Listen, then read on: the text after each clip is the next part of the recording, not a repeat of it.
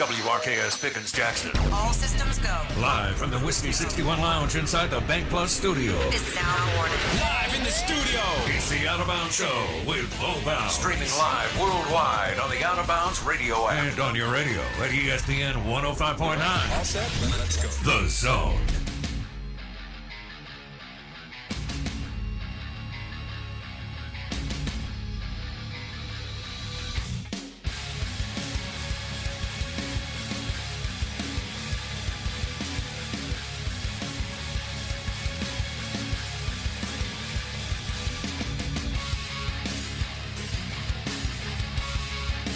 All right.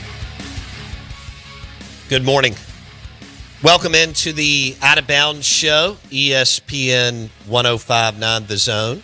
I'm your host, Bo Bounds. The show is brought to you by Pearl River Resort and the Golden Moon Casino, Vegas-style sportsbook, the table games, the poker tournaments, and Dancing Rabbit Golf Club.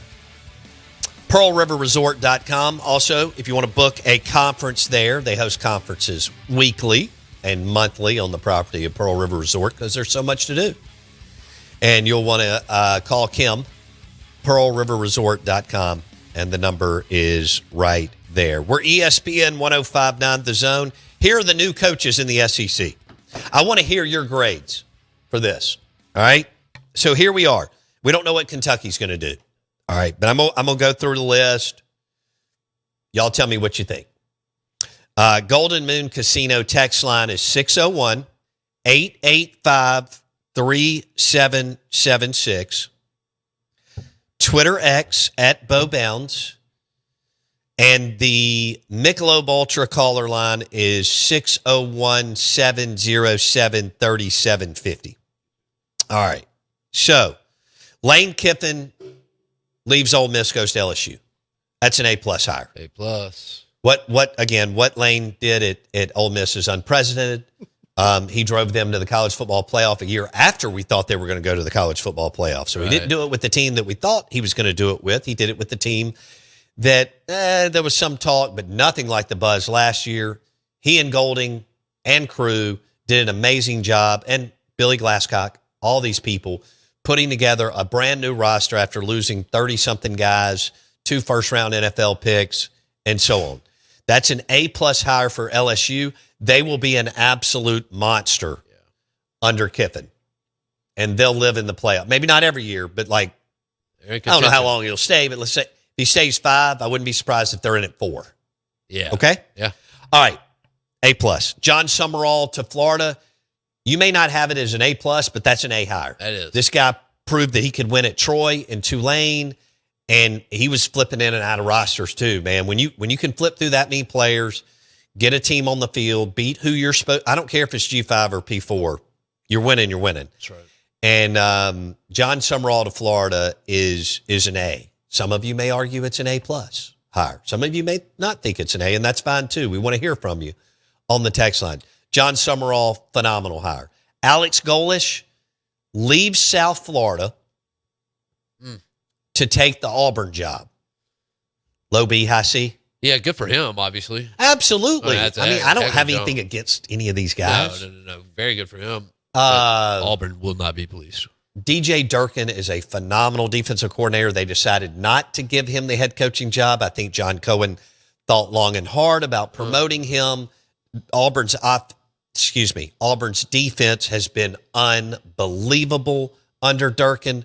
Durkin was damn good at A&M, and he was damn good at Ole Miss. He's got a track record of years and years at multiple programs of knowing how to put a top 10 or top 20 defense on the field.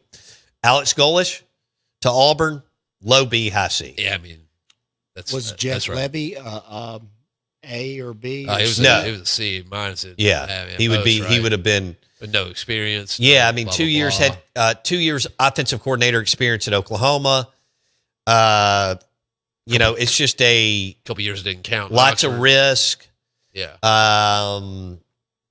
I've called it a fascinating experiment, according to my text on the text line. They're not calling it that. No. People want me to call it what it is. I've said. It's funny. People have now labeled me that I don't like Jeff, and it's not about me liking Jeff Levy. I've been around Jeff. He's a really nice guy. Sure. It's about He- product on the field. Absolutely. I mean, this year was a disappointment. Last year was a major disappointment. There are some good things, Camario, and some other things. They had several games that they could have won. I know Ole Miss just blew them out, but Texas, Tennessee, and Florida, and whoever else, I don't remember, didn't. But no, Levy would have been considered a low C, high D hire. What about the goal? Today would be F? Well, I think a lot of people would be between C and F. Right. So, I mean, if we're you do looking have at the super optimistic in every fan base. And, Sure. And look, you've got the super pessimistic in every fan base, and you got the super optimistic, and then you got some people in that realistic, and, it just takes all kinds. I've said it over and over. I mean, Levy is charismatic. He's really good at having conversations with parents and kids, or potential, either current players or potential players. Right. He's now going to upgrade the staff this week. He has to. I think they should have done it last year. Yeah. We'll see how that looks. I've said this, sand is running out of the hourglass. Okay? And people are losing, people that I know that are very patient and love Mississippi State, and whoever is the coach they're behind are, They fed up. Yeah. Well, it should be. I'm assuming those are the people that pay pretty good money and probably donate to the school. Yeah, I don't care if you buy 4 tickets on the 30 or you have a box or anything in between. If it's your money and it's your hard-earned money and it's your disposable income, then you want some ROI.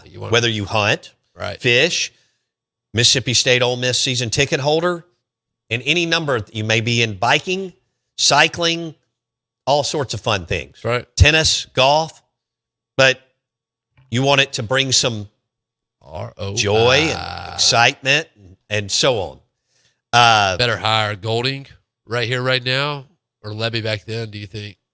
Golding. Okay. But, guys, this is a major step down. Oh, yeah. I'm not going to sugarcoat it. No. This is not a shot at Pete Golding. Lane Kiffin was in his 14th season as being a head coach. Yeah. Had been knocked around several jump spots where he coached. We talked about that forever. Yeah. And over the course of all the success and failure that Kiffin experienced, even if you think he's an absolute and total dirtbag, don't matter. He's a phenomenal head coach. Yeah, he's paid his dues. That man has taken lumps and he's paid his dues. Yeah. And he's going to win at mighty LSU because they are just I've said it, y'all are tired of me saying it, Les Miles won a national championship there. Ed Ogeron won a national championship there. Do we need to know anything else? So now you're going to drop Lane Kiffin there. I don't know if I have time, do I? All right, Derek, good morning. You're on the Out of Bounds show. And the Michelob Ultra caller line. What's up? Holy Monday. I know. This is the best thing that could have ever happened. I love the chaos. This is great. So how long do you give him before he has to win a national title at LSU with giving him max money and $25 million in NIL? 3 years. I mean, do you think that they would cut him just like, owe him $54 million just like they're doing Kelly? No, because he's going to be okay. He's going to win. He'll get him in the playoffs. He may not win it, but he'll get him in the playoffs. I mean, what's it going to take for, he obviously took that program and made them, a contender. You cannot deny that. And I don't know if you could necessarily call them an elite school, but what's it going to take for a coach to make that a destination school to where somebody stays there for, a decade? And right, let me hit on that. Thank you for the call. We'll be back in 1 second.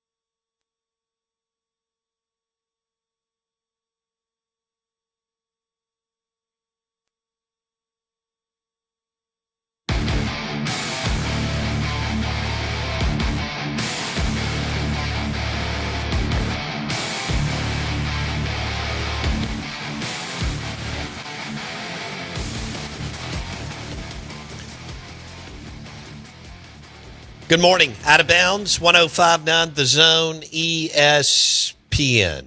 Out of bounds, 105.9 The Zone, ESPN. Brought to you by Taste Italian Kitchen. Taste Italian Kitchen in the Renaissance. Woo! Man. I went there yesterday.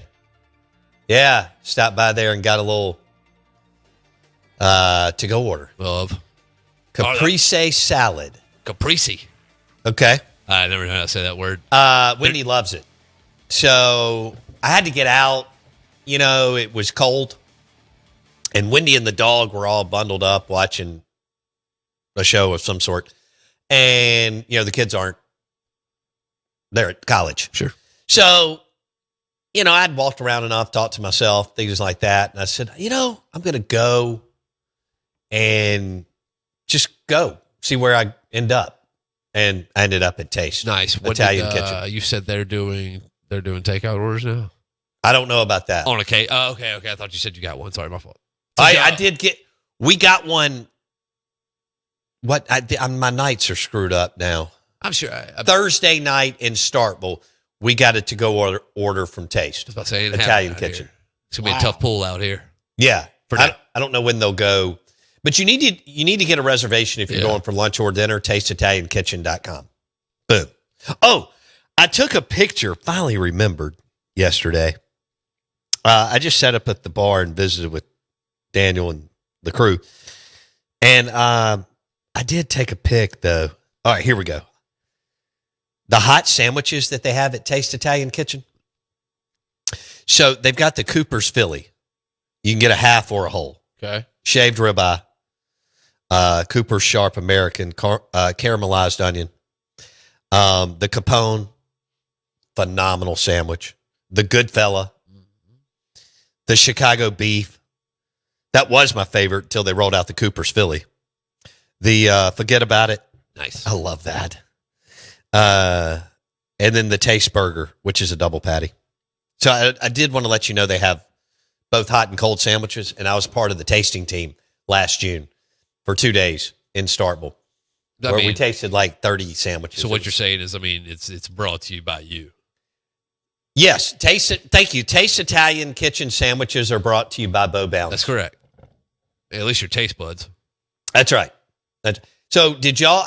No, Jackson and I are just waiting for leftovers. You're the creme de la creme. I don't know about that. Taste is. We just take your. But I'll take y'all to Taste. Okay, taste rules. Okay. I'll run it up. Jackson's already been. Yeah, I ran it up on him. I'll run it up again. And I learned from Roger. Run it up. Did y'all feast on casseroles? I did not. No. But we had. Thanksgiving was good. It was good. I don't think I had a single casserole, actually. Okay. Not a single one. I did have dressing. Oh, yeah, that is casserole. And it was good. Right? Okay, yeah. At both spots. Yeah. But I did have a little breakfast quiche. Oh. Quiche. So is it breakfast casserole or breakfast quiche? I guess if you want to fancy it up, it's quiche. Right. Yes. So sausage, egg, cheese. Fantastic, man. Quiche. Quiche. What? Quiche. Never knew how to say that word either. Are you okay? Where did you go for Thanksgiving? To the house. We stuck around, man. We did. Did you cook anything? Yeah. Okay. Yeah. What did y'all cook? We cooked taco soup. I love taco soup. When done well and right with quality protein. That's right. I love taco soup. It's up there. I like mini soups. That's definitely my favorite soup. Fair enough. I don't get up in the morning but that was good. Like I had the tomato basil soup at Taste Italian Kitchen last week. It was fabulous. Great. But all right, so you had some taco soup. Taco soup. All right. What else? Is that it? Nah, that's all we cooked. We had some steaks the other night too. Okay. Yeah. Went to a local establishment around here. Good. Yeah, it was a good time. Good. Real good time. So it was we took it easy, man. I ain't got time to run the roads during the holidays. I'm running them all day. You are. Without the holidays. You are. So you just kind of laid low for several days. When I tell you I was laying low, I didn't go into hibernation mode like I have before. Right. But I was in close paralysis. Okay. For sure. Did you watch Jeopardy? No, I didn't watch any Jeopardy. I'm quite disappointed. We got hooked on some show, but yeah, no, I'm back. I'm back on my Jeopardy Monday nights. So you got hooked on a Netflix or Paramount or something but show. it'll be done. I mean, it's Monday night, 8:00, Jeopardy. Okay, about 8:30.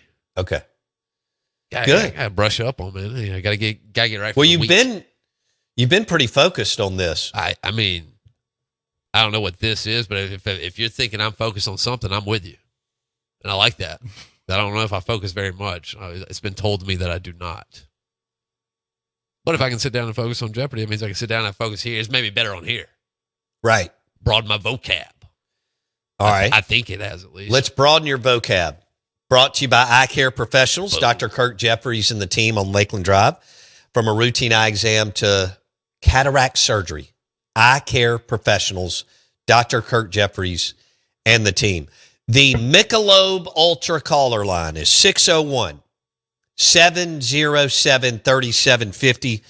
The shakeup, the fallout, Ole Miss fans feel betrayed by Lane Kiffin. They do. And that he bled this out to the point that Keith Carter was screwed with no options after all the chairs were filled. John Summerall to Florida, Alex Golish to Auburn, Ryan Silverfield from Memphis to Arkansas, of course Lane to LSU, and there were several others that were filled. James Franklin to Virginia Tech, and so on. Whose fault is that? Well, you can't blame Lane. Sorry. Okay. No, it's part of the game. This is a part of coaching. It's a part of what happens in college football. Coaches leave. It's what Coaches happens, leave. man. I mean, they always have. Yeah. They always will. Right. Yeah. So whose fault? You've got exceptions, but Mike Bianco, right? Ron Polk, kind of different errors. Rick Stansberry didn't want to leave. No. Right? He had just turned down Clemson the year before, and then things finally got out from under him. But who do we have? Brando, you're on the Out of Bounds show. What's up? What's up, guys? Good morning. Hey, real quick. Look, I'm an Ole Miss fan. I'm not hating on the guy. Dude was left on a tarmac. Numbers have no emotions. We want them to have emotions. They go, they come, and I posted this yesterday real quick. I said, be kind with us Ole Miss fans. We just don't know how to act. We've never had a coach that anyone wanted to steal. Have a great day. All right. So he's not as mad. I mean, some of these people are irate. Yeah. Like violent mad. Yeah. Like super. I mean, this divorce has been messy for some people. I don't know if he's the exception. Now, I think you'll have some people step back at some point and say, he gave us the greatest 6 years in the history of Ole Miss football, and we may win I mean, it's going to be extremely difficult, but it's difficult for anybody. Pete Golding is now the head football coach at Ole Miss, and he's going to give it a run. Somebody asked who's going to call the plays. I assume Joe Judge. Absolutely. I mean, with Charlie Weiss Jr., he went down with LSU and Kiffin. He's on the plane with Lane Kiffin yesterday. So I think Joe Judge will call the plays on offense. Sure. And Pete Golding, of course, is going to call the plays on defense. So when you say that initially, do they get dinged by the playoff committee? Yes or no? Nickelback says, so Pete Golding forced Ole Miss to hire him because he was leaving too. Now, Matt Moscona said that Pete Golding was leaving with Kiffin until maybe he knew he was getting the permanent job. Right. What are your thoughts on that on the Golden Moon Casino text line? 601-885-3776. 601-885-3776. Tom Luganville, National College football analyst with ESPN, coming up next. Brought to you by Burgers Blues Barbecue, Dogwood Flowwood, Chicken Fried Chicken, Blue Plate on a Monday.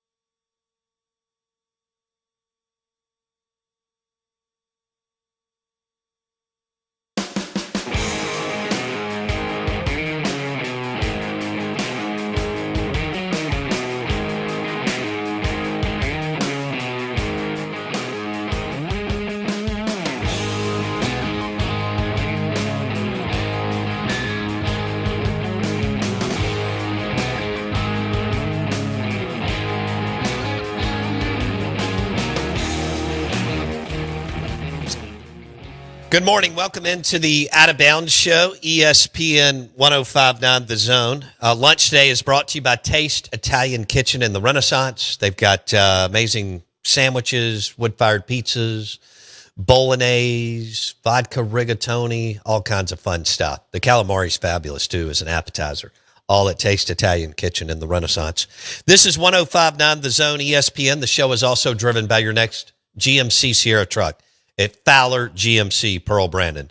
We welcome in our friend Tom Luganbill, 20 years with ESPN and part of ESPN's national college football team. He had a hell of a game on Thursday night that we were all watching while we were in Starkville, and we actually got a to-go order of Taste Italian Kitchen. And those coaches are now heading to Arkansas and Florida. But Tom Luganbill, good morning.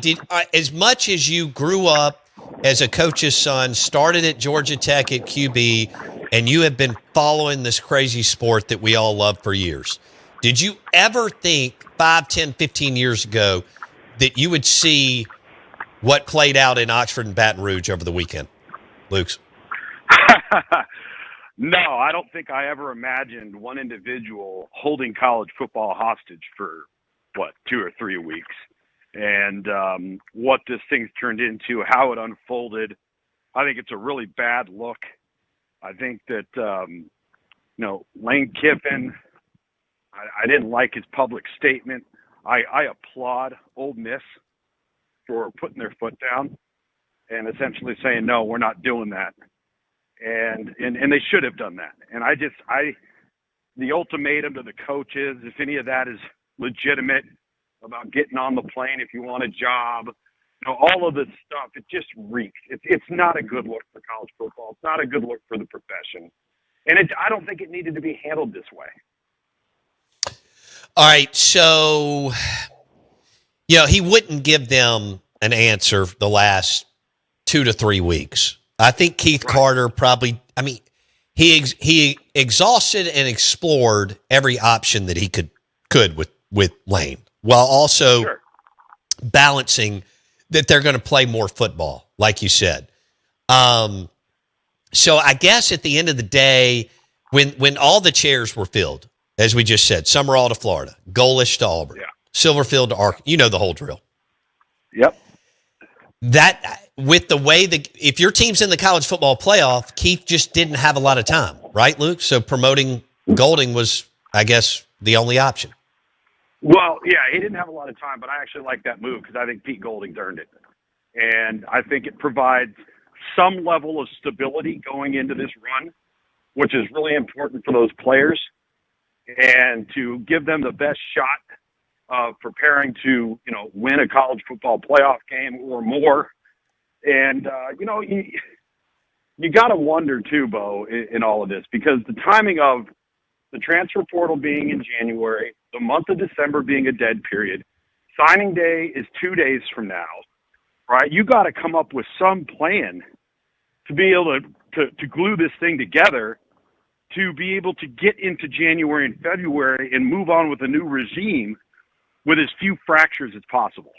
And it's going to be hard. Listen, is it going to be the same team in the college football playoff that we've seen the last 12 weeks? Probably not. They're going to be short-staffed. They're going to have to probably upgrade analysts and graduate assistants to full-time position on-field coaches. There's a lot going on for Pete Golding to prepare this football team. All right, so Joe Judge will call plays, Mississippi State alum, long-time NFL with Belichick, as you know. Yep. And he's now been back in the college. He was at Alabama for a couple of years, I think early in the Saban tenure. And then of course, the Saban-Belichick connection. He goes up there and has a hell of a run as a special teams coordinator and so on. Talk about that kind of flipping out. I mean, look, Lane drove the offense. Joe Judge is very talented. He's a football savant. Sure. The guy, he's been a friend, so on. But talk about, Lane is the driving force behind that offense. And I don't think that we need to sugarcoat that, Luke. Right. And so it's Joe Judge's job to minimize change, minimize any drastic deviation from what's brought them to this point, right? You don't want to all of a sudden reinvent the wheel. You know the offense, you know the terminology. The only difference should be who's making the call in the moment. That should be the only difference. And I don't think you make any type of radical shifts because you want to maintain consistency and stability with the football team. And I think Joe Judge knows that. I think he will do that. I think, to be honest with you, Ole Miss is very fortunate to have somebody of his caliber on the staff Agree. fit this role right now. I mean, think if they didn't. I mean, that's a big deal. So it's going to be interesting to see what they look like, but they'll be well prepared. Yeah. Okay. So Joe Judge, OC, Pete Golding, DC. John Summerall hold on. One more thing. So they've got about 19 or 20 days before they play.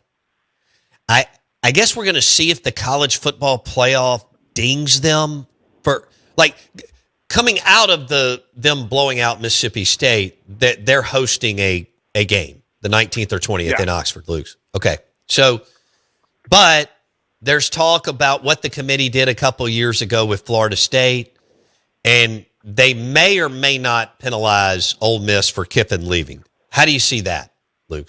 Now, when you mean penalize, meaning not making the playoff or dropping them into a different seed? No, they're in, I believe, in the playoff, dropping them out of hosting a game.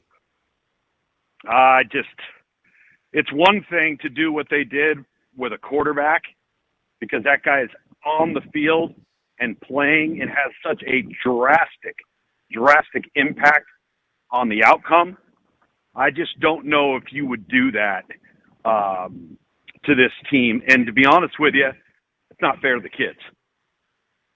Yeah. So you think they'll hold and give them, you don't believe that they'll drop them in seeding? No, I don't. In fact, I think, depending on what happens with the SEC championship game, if Alabama were to lose, they could be hosting Alabama. Right. Okay. All right, let's continue on with the coaching carousel. John Summerall from Troy to Tulane to Florida. I think it's a hell of a hire. What do you see here, Luke? I think it's a great hire, too. My only concern, when I saw this come across yesterday, is they go out and they hire a general manager out of the NFL, and my question would then be, who's in charge? Is there alignment between the head coach and the general manager? Is there alignment in player evaluation philosophy? Is there alignment in how they distribute, revenue share or name, image, and likeness? Who makes that final call? Is it the head coach? Is it the GM? To me, because college football is so drastically different than the NFL, particularly in this wild, wild west environment that we have here, because in the NFL, there's rules, right? And everybody's playing with the same deck of cards. We don't have that here. So there's going to be an acclimation process for David Caldwell coming over. And if I'm John Summerall, I can't imagine you take this job without signing off on that, or at least having a prior relationship with that individual to be able to sit down, because you got to make sure you 100% are on the same page with that individual. And then you have to ask yourself, whose decision supersedes who? Like, for example, Lane Kiffin's taking Billy Glasscock to LSU, but Lane Kiffin makes all the decisions. No doubt. Okay, no doubt. Alex Golesh goes to Auburn. I don't know who he's going to bring in that role. But in today's climate, Bill Parcells said it best. If you expect me to make the dinner, you better let me buy the groceries. All right. But all in all, a good, you sign off. This looks like a good hire. Oh, I think it's a great hire. I think it's a terrific hire. I think what we all have to acknowledge, though, is what is wrong at Florida internally, right? I mean, have you looked at Billy Napier and John Summerall's record? It's almost identical. I think it's off by one game. Right. Right? And Billy Napier was the hottest thing going in that cycle. And they couldn't get it done. All right? Now you've got John Summerall, who's had a tremendous amount of success. All 4 years of his head coaching career, he's coached a team to a championship game. All of those things are positives. So you ask yourself, what is the problem there? I think it's a great question, one that I haven't been able to put my finger on. I actually believe that this guy can get it right and get it rolling. I just think he could be the next star in the game that we cover. He is Tom Luganville with ESPN on the Farm Bureau Insurance Guest Line. All right, Alex Golish, I think it's a solid plus hire. Could be pretty good. Now, retaining DJ Durkin, that dude's phenomenal. Yeah. I mean, he's so good, as you know, at Ole Miss and A&M and Auburn. And they gave – what a game. Real quick, could you believe that I thought Kalen DeBoer was going to kick the field goal. I did. Fourth and an inch or two or a half a foot or a foot, okay. But it was 4th and 2. What was your reaction when you knew that they were going to – it was a hell of a play call. They pulled it off. But as a former quarterback, longtime analyst, what was your reaction when Bama decided to go with it? Go for it. That dude's got the biggest cojones in college football right now. Okay. Because when you make that call, you're essentially saying, all right, defense, we don't think that Auburn can go 94 yards. So if we don't get this, you have to get us the ball back. Had total confidence in doing that. Secondly, and this is where I think Kalen DeBoer and Ryan Grubb did a great job. Who hurt Auburn from Alabama's side on offense? Who hurt Auburn throughout that entire night? Tight end? No, Isaiah Horton. So who do they throw the ball to in that moment? Isaiah Horton. So you got the matchup you want. The kid's been playing lights out. All right, he ended the night with 3 touchdown receptions, and you make that call and you make it to the player that has hurt Auburn the most throughout the entire night. So you've done a great job in coaching from that perspective. I thought it was an aggressive call. I may have said this to you back, 4 or 5 weeks into the season, where I really just felt like Kalen DeBoer made an internal decision that he wasn't going to coach against criticism. He wasn't going to coach, against who had previously coached at Alabama. He was going to do it his way. And he was going to be aggressive. And he's going to attack. And let the chips fall where they may. If they fire him, they fire him. If they don't like how he's doing it, fine. But that call in that moment, in that environment, there are very few people that would have been willing to do that. All right. So Golish to Auburn, solid plus hire? How do you see that? I think it's a really good hire. If you want to fix the offense, his offenses have performed at a high level everywhere he has been, including at Iowa State under Matt Campbell. And so, you've got the defensive side of it already set. You actually, if you can keep them, you've got really good players that should be attractive to this new offensive system because they're going to spread you around and they're going to put the ball in the air. I think it's a good hire. I'd like to know, obviously, what's going to happen in terms of where his decision-making comes in relationship to autonomy and having the final say and all of those things. Because as you know, at a place like that, there's a lot of hands in the cookie jar. Yeah. And I think that is something now, Bo, that more than ever before, it used to be your power brokers and your alumni base and your boosters, they had a say, like they had some influence or a nudge. Well, guess what? Those guys are all owners now. They're owners. And they're going to expect a seat at the table. And I think that's dangerous for the sport, but it's the world we're living in right now. All right. Penn State. They were the first one to jump in the deep end of the pool. And they should have gotten the best spot to lay out in the best float, right? And closest to the ice cooler of beer. So, yeah. And look, they may come out with a name, Luke's, it's unbelievable. But yeah, they were the first one there, and the chairs are getting filled. Yeah. What's going on in Happy Valley, my man? They got to be going NFL. Okay. I can't imagine they're not going that route because first of all, they made the move that they made, okay? And then they gave themselves such a long runway to get ahead of everything, right? To get ahead of signing day, salvage the class. They had the opportunity to get ready for the dead period. They had an opportunity to put themselves in a position to dominate the transfer portal by being so far ahead of everybody else on the coaching cycle. And they've sat back and they've done nothing. And so that leads me to believe They got to be going the professional football route, because I don't know what other guys that are out there that fan base and that alumni base, which is massive, is going to think of as an acceptable hire. Ooh. See, I'd heard Joe Brady 2 months ago, but then people were like, no, man, he likes the NFL and not having to mess with the portal and all that kind of stuff. And as you just laid out 15 minutes ago, the general manager gives you the players in the NFL and then you roll. Now, some coaches have some say, like you mentioned, Sean Payton and Harbaugh and so on. I mean, dang, you let go of a guy who was winning 10 games a year. There's a lot on the line here in Happy Valley, Luke. Oh, huge. I mean, this is such a monumental hire that you have to get right. Because if you don't, then it just blows right up in your face, and you're going to have James Franklin sitting up in Blacksburg laughing his ass off. Yes, you are. And, I mean, there's rumors that Heupel may interview. I find it hard to believe. I know anything can happen in this profession, as we all know, but I find it hard to believe, Tom, that Heupel's going to go from Tennessee to Penn State. Your thoughts? Each day that passes, I think he's feeling less and less appreciated there. Okay. And they're starting to heat him up a little bit, and it'll be interesting to see if kind of takes on the mentality. You know what? These guys don't want me around here. Why don't I go, get a fresh start to some place that actually wants me to coach for them? Yeah, that would be. Oh, Tennessee. I don't think they understand. Look, I get Diego Pavia and Vanderbilt just embarrassed them, and that's happened like once in the last 60 years to in that rivalry, as you know. Oh yeah. And look, that was a hell of it. Diego ripped off some play. Good grief!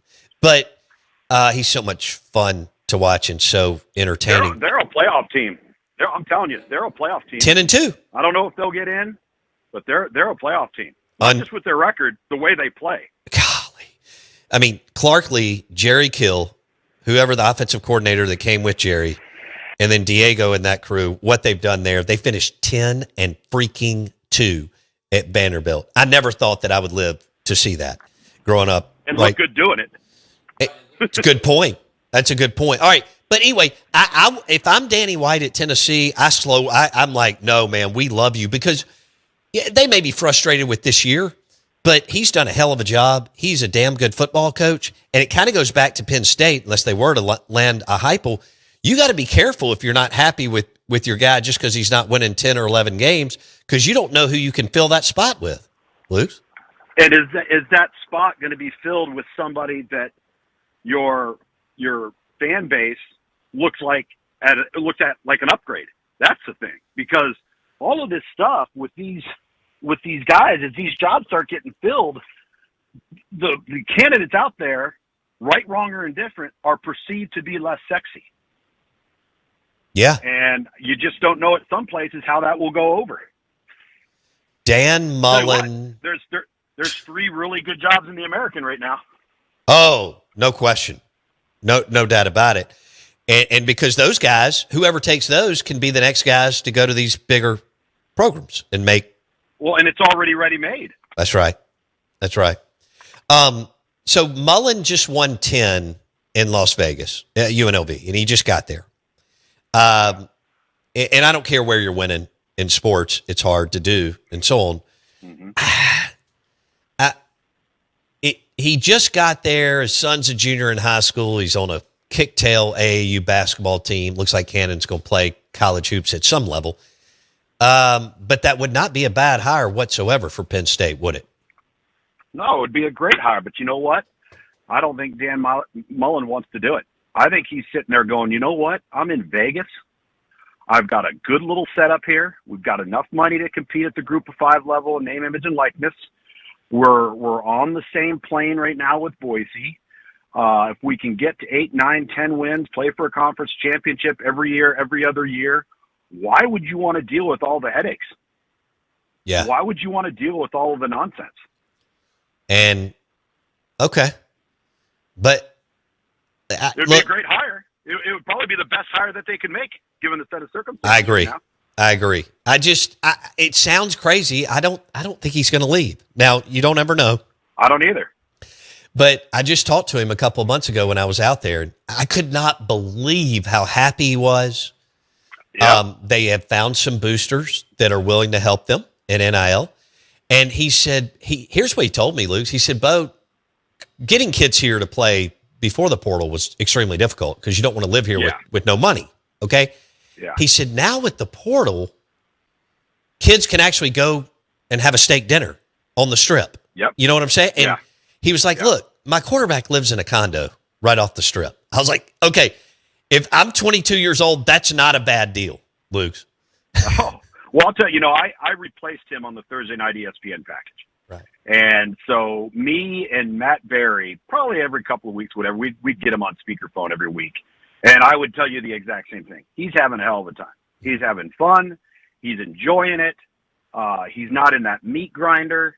And who knows, maybe that'll change. Maybe he'll look at it differently depending on the job. But I think he's perfectly happy doing what he's doing. Okay. I think we're going to do one more hit this week because you're on the road next week. So we'll get into the college football playoff, and we'll get the rankings tomorrow, and we'll see where that. We'll text after the show. You can tell me what looks good for you. Appreciate it, buddy, and we'll talk again this week. Okay. Appreciate you. See ya. Tom Luganbill with ESPN. He's going to do 2 hits this week because next week he's on the road, so that'll be good. It just depends on his schedule. We'll see where Ole Miss lands. Jackson was talking about during the break. We'll see where Ole Miss lands tomorrow night, right? And Luganbill's like, you can't penalize them. They didn't do anything. And he makes a good point. Ole Miss went 11-1. God. Did Lane Kiffin do the most? That's the best coaching job in the. Oh, yeah. I know that we've had some others that have come through and won like 9 games with a roster that maybe wasn't near as talented, but good Lord, to go 11-1. It's just like that. God. 11-1. And not there. He's gone. Just like that. Brutal. And it's still a legend. Legend in Oxford should be heralded as such, and that's that. I think he will be at some point, but it's going to take a minute. It's going to take a minute. I mean, he's a villain. It's going to take a minute to shower this stuff off. Oh, yeah. This you-know-what that I can't say. But like, it's going to take a couple of showers. Hey, we are the Out of Bounds Show. We're brought to you by the Mississippi State University, Bagley College of Engineering. Bagley graduates had a 94% success rate in post-graduation placement, job or continuing ed, like masters and so on. Of course, some of them stay to get their PhDs. Graduates work at the best companies in state, regionally, and across the country.